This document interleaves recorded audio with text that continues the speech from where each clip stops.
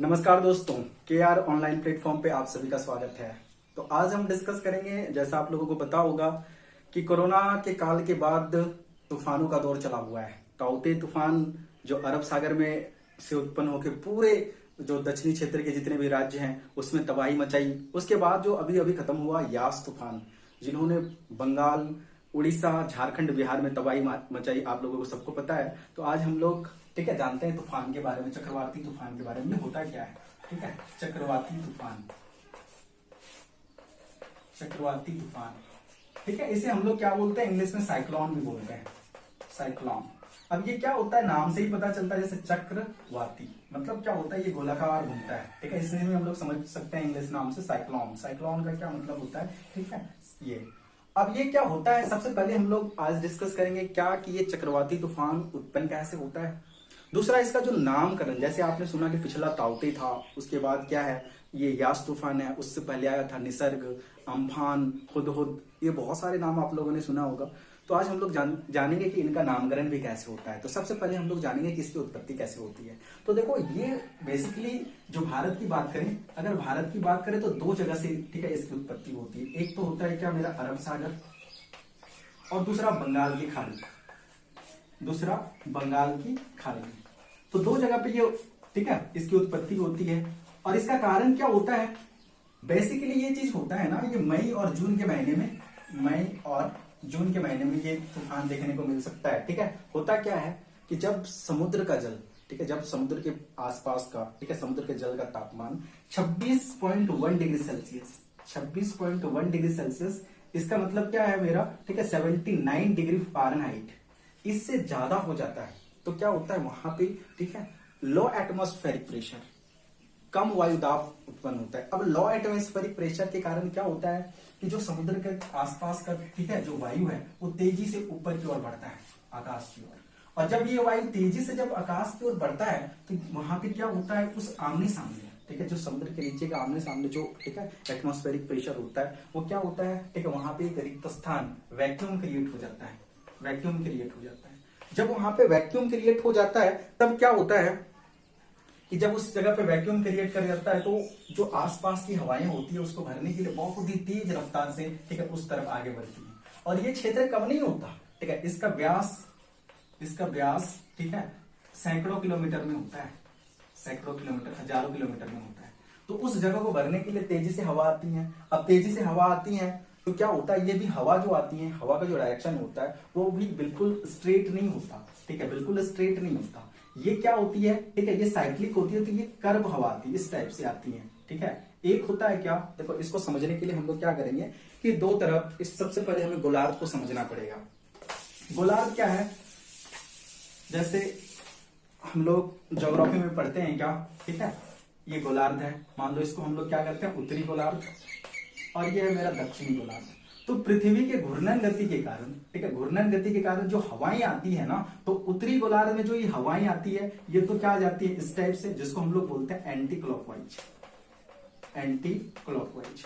और इस तरफ से जो हवा आती है ना नीचे दक्षिणी गोलार्ध में, इसको हम लोग बोलते हैं क्लॉकवाइज, क्लॉकवाइज। एंटी क्लॉकवाइज का मतलब होता है घड़ी के विपरीत दिशा में, और क्लॉकवाइज का मतलब होता है कि घड़ी की सुई की दिशा में। तो यहाँ पे जो बेसिकली जो चक्रवात आते हैं या तूफान आता है, ठीक है, भारत में, वो इसका डायरेक्शन होता है एंटी क्लॉकवाइज। तो इस तरह से क्या होता है, ठीक है, ये घूमता है इस टाइप से। तो ये जब ये घूमते हुए, ठीक है, इस टाइप का जो हवा का ये होता है, तो इससे क्या होता है, चक्रवाती तूफान उत्पन्न होता है। और इसके साथ साथ, ठीक है, मूसलाधार बारिश, तेज हवाएं और बिजली चमकती है। तो दोस्तों इस तरह से क्या होता है, चक्रवाती तूफान ये का उत्पन्न होता है, उत्पत्ति होती है। अब बात पता करते हैं ये चीज कि हम लोगों ने न्यूज चैनल वगैरह में देखा कि बहुत दिन पहले से ही, एक सप्ताह पहले से ही, ठीक है, इन चक्रवाती तूफानों के बारे में चर्चाएं न्यूज चैनल वगैरह में चलने लगती हैं। तो हमारे मौसम वैज्ञानिक इसका पता कैसे लगा लेते हैं आखिर। तो ये कहानी भी प्राचीन काल से चली आ रही है।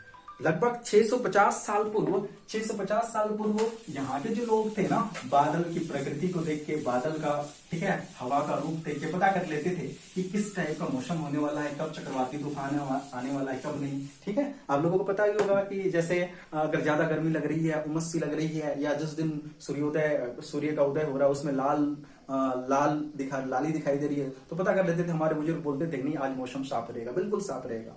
तो 650 ईस्वी ईसा पूर्व, ठीक है, 650 ईस्वी पूर्व ही, ठीक है, इसका पता लगा लेते थे कि मौसम का मिजाज कैसा होने वाला है। उसके बाद 350 ईस्वी पूर्व अरस्तु ने, ठीक है, अरस्तु ने एक ग्रंथ का निर्माण किया था जिसको हम लोग बोलते हैं ठीक है, मीटीरोलॉजिकल लॉजिकल। उसमें उन्होंने, ठीक है, मौसम विज्ञान के बारे में बहुत सारी चीजें, ठीक है, के बारे में बताया था कि कैसे तूफान, कब कैसी परिस्थिति में तूफान आता है, कैसी परिस्थिति में चक्रवाती तूफान आता है, ठीक है। तो इसका जब मॉडर्न जो हुआ ना, ठीक है, साइंटिफिक कब हुआ, जब से वायुदाबी, ठीक है, माप जैसे बैरोमीटर वगैरह का जब से डिस्कवर हुआ तब से क्या हो गया, ये थोड़ा सा मॉडर्न हो गया। इससे फिर थोड़ा सा, ठीक है, इसका मॉडिफिकेशन हुआ कब, ठीक है, जब से थोड़ा सा, ठीक है, टेलीग्राफ आया, ठीक है, मापने के लिए टेलीग्राफ वगैरह यंत्र आ गए, तब से क्या हो गया और मॉडिफिकेशन हुआ। अब कैसे बिल्कुल सटीक पता लगा लिया जाता है, उपग्रह के माध्यम से। उपग्रह के माध्यम से क्या करते हैं हमारे जो मौसम वैज्ञानिक होते हैं ना, ठीक है, दिन प्रतिदिन समय समय पे क्या करते हैं, बिल्कुल टाइम टाइम पर जो मौसम में परिवर्तन हो रहा होता है, बादल की प्रकृति में जो चेंजेस आ रहे होते हैं, ठीक है, उसको यहाँ पे नोट कर लेते हैं। अब नोट कर लेते हैं और उसके अनुसार पता करते हैं, एग्जैक्टली पता कर लेते हैं कि कब तूफान आने वाला है, कितनी रफ्तार से हवाएं चलेगी और कितने, ठीक है, क्या चीज होंगी। तो इस तरह से हमारे मौसम वैज्ञानिक क्या करते हैं, पता लगाते हैं। दूसरा चीज, सबसे जो इंटरेस्टिंग बात है वो क्या है, इसका नामकरण कैसे होता है।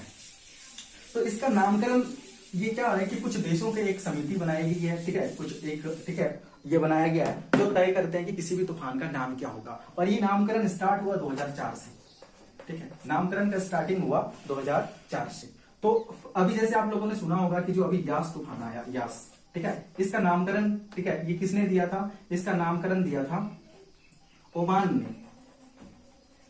ने, ठीक है, इसका नामकरण किया था। दूसरा यह क्या आया था, ताउते आया था, ताउते, और ताउते का नामकरण किसने किया था, म्यांमार ने। तो ये यहाँ पे जो भारत के आसपास बंगाल की खाड़ी और सब ये अरब सागर में जो तूफान आता है, तो इसमें से 13 देश हैं, ठीक है, 13 देश को इसका नामकरण का जिम्मा सौंपा गया है, जिसमें कुछ प्रमुख जैसे बांग्लादेश है, इंडिया है, पाकिस्तान है, श्रीलंका है, म्यांमार है, मालदीव है, संयुक्त राज्य अमीरात है, ओमान, ठीक है। तो ये सारे देश क्या करते हैं, तय करते हैं। ये देश 13 देश अपने 13 नाम, ठीक है, सबसे पहले सजेस्ट करते हैं। और 13 नाम जो सजेस्ट करते हैं उनमें से अल्फाबेटिकल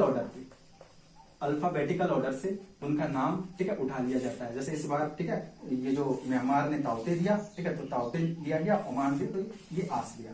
अब जो ये इस टाइप के नाम जो उन्होंने मतलब जो डिसाइड करते हैं उन लोग, तो इसका नाम जो करण भी होता है ना, वो किसी भी तरह से जातिगत नहीं होना चाहिए, सांप्रदायिक नहीं होना चाहिए, या किसी भी देश की आस्था के साथ खिलवाड़ या धर्म से संबंधित नहीं होना चाहिए, इस तरह का नाम होना चाहिए, ठीक है।